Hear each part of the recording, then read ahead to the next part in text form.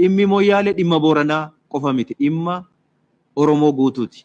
Rakkoon naannoo Somaalee hin hiikkanne, rakkoon asii hin hiikkanne, rakkoon daangaa hin hiikkanne kan jedhu hin dubbatama. Dhugaadhaa iddoo tokko tokkotti dhimmi daangaa iddoo itti hin hiikkatiin hin jira. Garuu rakkoo kana hundaaf kan nu saaxilaa jiru dhimma daangaa miti. Kan hubatamuun irra jiraatu. Daangaa jedhamee kan odeeffamu ummata Harargee fi yookiin ummata Somaalee fi Oromoo gidduu jiru mataasaa fudhannee ilaalle rakkoon kun baay'eensa rakkoo siyaasaati malee rakkoo daangaa, rakkoo lafaa miti. Rakkoon lafaa iddoo jirutti hin jira. Rakkoon Cinaaksan rakkoo daangaa miti. Rakkoo gosaati. Rakkoon Baabbilee rakkoo daangaa miti, rakkoo gosaati.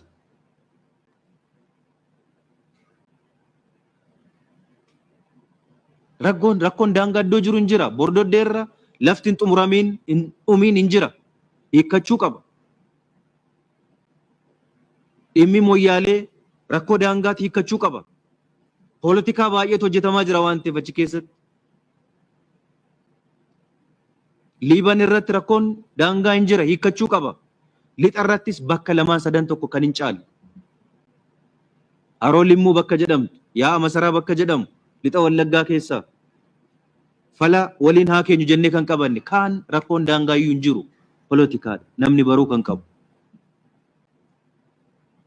Gujii fi Geediyoo gidduu, Gujii fi Burjii gidduu, Gujii fi Amaaroo gidduu rakkoon daangaa hanga kana waraanatti nama geessu hin jiru.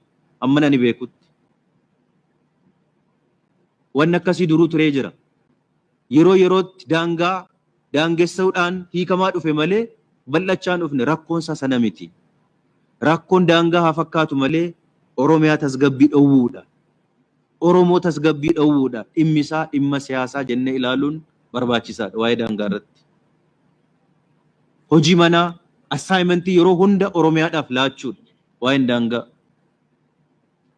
Malee dhimma daangaa lafaa miti. Lafti yoomuu ajandaa nuu ta'uu hin danda'a. Borus waan daangessineedhaaf nurraa cituu dhiisuun mala. Isaa isin daangaa magaalaa walakkaa keessatti warra waraana jira bar magaalaa Oromiyaan bushu keessattuu isa daangaa irraa dhiisaati. Giddugala biyyattii keessatti mataasaa nurraa nafu. Haa ta'uti garuu hamman ani hubadhutti rakkoon guddaan hamma kana ga'u sababa lafti daangeffamuu dhabee daangaa walii wal qabate ton ta'een dhimma siyaasaati. Ajandaa siyaasaati. Waan ta'eef dhimmi kun yoo sirriitti hubatame gaarii ta'a jedhee taniin kanan laalu. Kanas ta'ee dhimma siyaasaas ta'ee hamma yoomiitti nuun nu jeeqaa nu rakkisaa deemuun irra jiraata rakkoon kun. Isa laaluun qabnu mootummaa naannoo Somaalee waliin isoo ta'e marii bal'aa taasisne uummatas walitti finnee waliin walitti dhufee waliin mari'atee rakkoo isaa hiikuu jalqabee jira. Harargee irrattis Moyyaaleen otoo nafiin Booranaa fi Garrii walitti fiduudhaan hin dhaabbanne waliin mari'achuun hiikuudhaaf yaaluun hin dhaabbanne guyyaa tokkollee yoo ta'e hojjetamuu qaba. Hanga fala argatutti garuu dubbii sana duuba jirummoo sirriitti ilaaluun baay'ee barbaachisaadha. Addatti kan laalamuu qabu dhimmi guddaan hojii guddaa barbaadu dhimma Moyyaaleeti. Moyyaalee irratti siyaasa bal'aadha kan gaggeeffamaa jiru. Konfliktii salphaa ta'e miti kan gaggeeffamu. Sun bishinaan karoora cimaadhaan hojjechuu barbaada. Kana bal'inaan asirratti kaasuu hin barbaadu. Abbootiin gadaa Booranaa sirriitti hin beeku mari'annee jirra waan ta'eef dhimma sirriitti hojjetamuu qabu. Dhimmi Moyyaalee dhimma Booranaa qofa miti. Dhimma Oromoo guutuuti. Dhimmi Moyyaalee. Oromiyaan international gate balbala addunyaatti baasu qabaachuun irra jiraata.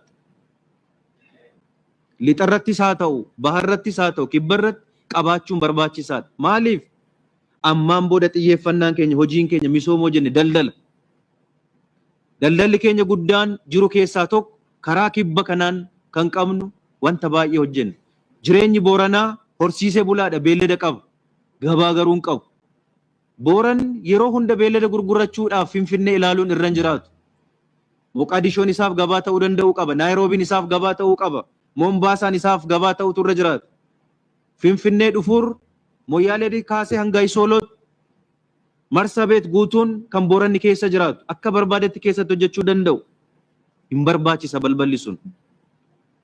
Waa biraaf itoo hin ta'in daldalaaf jireenya jiruu Booranaa geeddaruudhaaf waan ta'eef dhimmi Moyyaalee dhimma ajandaa Booranaa qofa itoo hin ta'in ajandaa mootummaa naannoo Oromiyaa ta'ee bishinaan hojjetamuu danda'utu irra jira.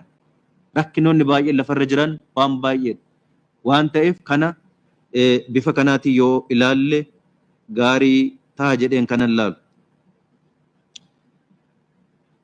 Inni kan biraan waa'ee Finfinnee ilaalchisee mootummaan naannoo Oromiyaa waa'ee Finfinnee maal jedha kan jedhu. Mootummaan naannoo Oromiyaa dhimma Finfinnee ilaalchisee waan barreen gaddaa jedha baranas. Waan addaa waan jedhu hin qabu.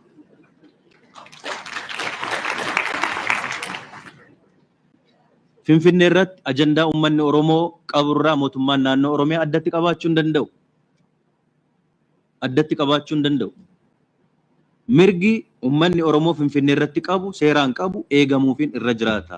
Sanaaf immoo eenyu ol eenyu dura waggoottan darban kana keessatti mootummaan naannoo Oromiyaa irratti hojjechaa akka ture kabajamaan caffeen kunis yeroo adda addaa gaaffii ijoo godhee kaasee asittis dhiyeessine irratti mari'achaa kabajamaan caffeen keenyas kallattii kaa'ee akka inni ture hundi keenya kan yaadan.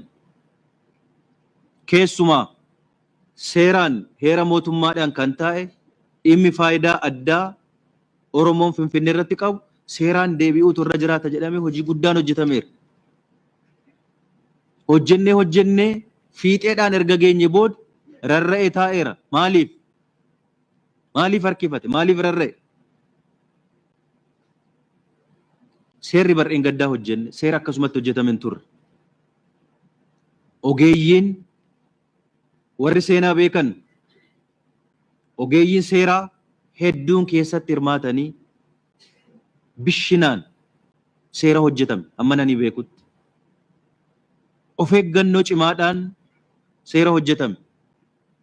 Qabsoo cimaa meeqa booda sadarkaa sanarraa mirkanaa'uudhaaf paarlaamaatti erga dhihaate booda waa hedduu keessa darbee yaadi uummatarraa sassaabamee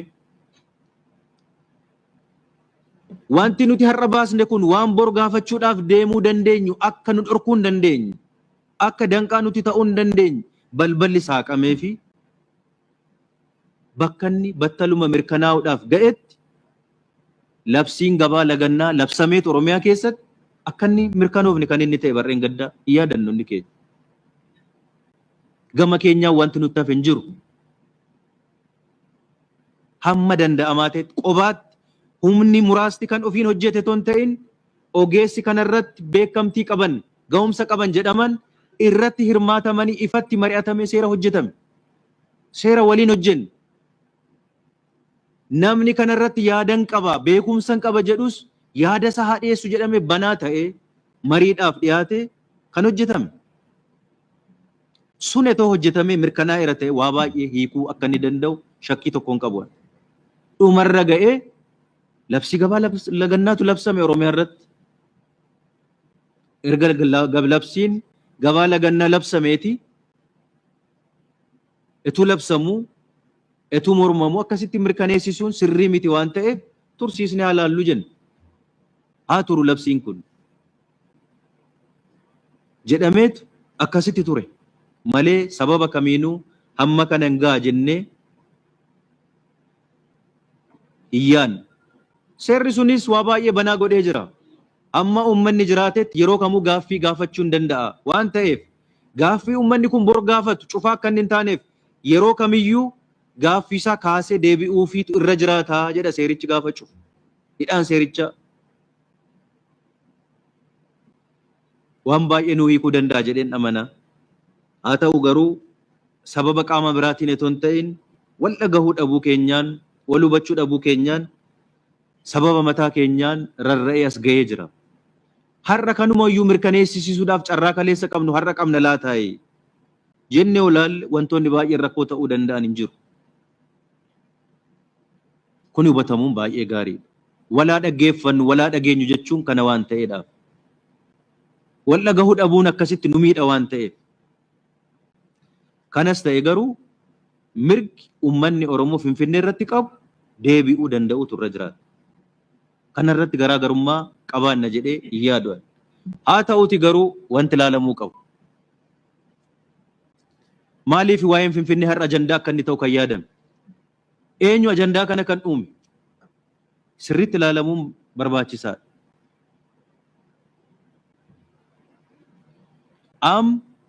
Deemamee daangaa irratti hojjetame, naannolee irratti hojjetame, rakkoo fidanii magaalaa Finfinnee gashuudhaaf hojiin hojjetamu hojii bal'aadha. Magaalaa Finfinnee gashuudhaaf.